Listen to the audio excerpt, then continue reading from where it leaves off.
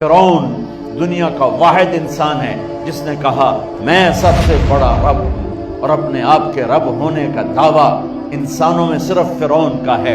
اس کی باندی مسلمان ہو گئی، موسیٰ علیہ السلام کا کلمہ پڑھ لیا، ایمان چھپتا نہیں، وہ پتہ چل گیا۔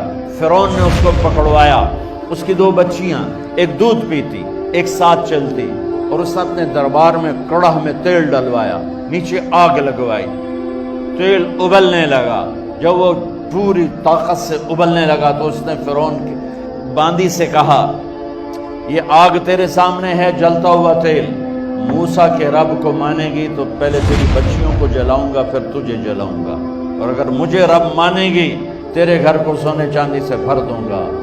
سنو اس نے کیا کہا، وہ کہنے لگی فرعون یہ تو میری 2 ہیں، میری 100 ہوتی تو اللہ کے نام پہ آج میں قربان کر دیتی، کر جو تجھے کرنا ہے۔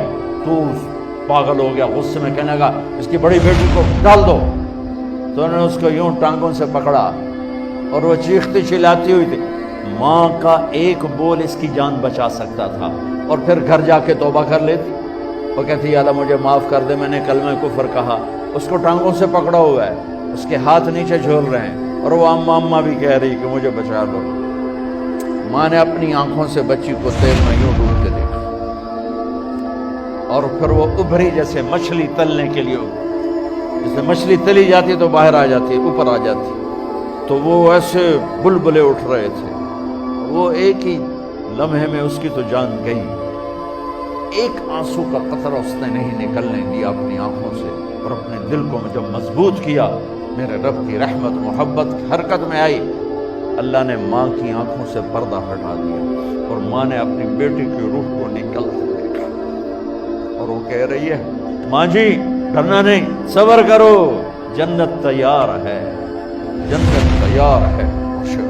معصوم بچی کو تو پتہ بھی نہیں تھا کہ کیا ہونے والا ہے، اس کو پکڑ کے یوں ڈالا، اس کی تو آہ بھی نہ نکلی، اور وہ مچھلی کی طرح تلی گئی۔